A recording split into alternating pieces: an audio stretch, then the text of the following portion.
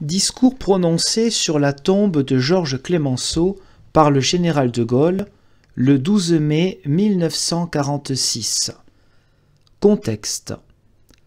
Le 20 janvier 1946, le général de Gaulle a quitté la fonction de président du gouvernement.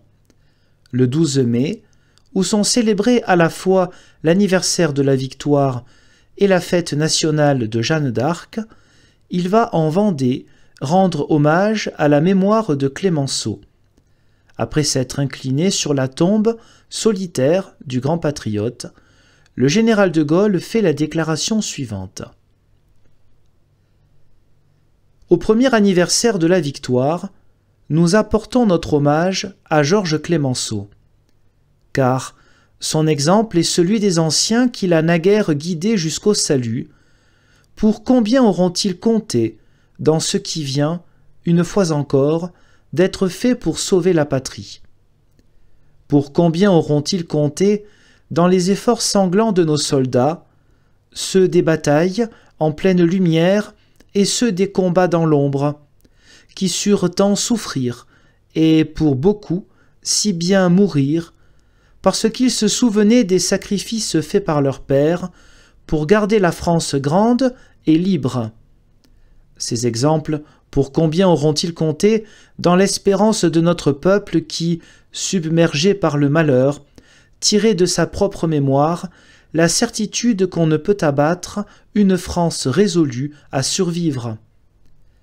L'exemple de Clemenceau, inébranlable au milieu des tempêtes, intransigeant dans sa foi en la France, inlassablement dévoué à la cause de la liberté, d'autant plus dur et d'autant plus ardent qu'il voyait fléchir plus d'âmes et s'amollir plus de cœurs, pour combien aura-t-il compté dans les décisions prises par ceux qui eurent, au cours de cette guerre, la charge du corps de l'État à partir du fond du gouffre? Président Clemenceau, tandis que l'ennemi écrasait la patrie, nous avions fait le serment d'être fidèles à votre exemple. C'est à l'histoire de dire si le serment fut tenu. Mais aussi, nous avions promis de venir, la victoire remportée, vous dire merci des leçons que vous nous avez données. Voici la promesse accomplie sur votre tombe vendéenne.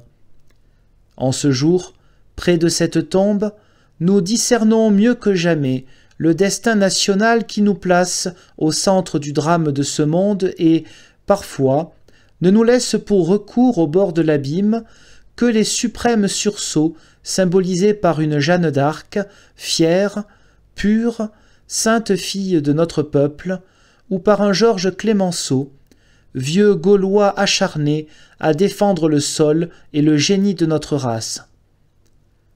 Au lendemain de l'épreuve récente, où manquèrent de périr l'honneur, l'unité et jusqu'à l'âme de la nation, nous mesurons, mieux que jamais, ce que nous ont toujours coûté les éternels démons intérieurs qui nous divisent et nous égarent.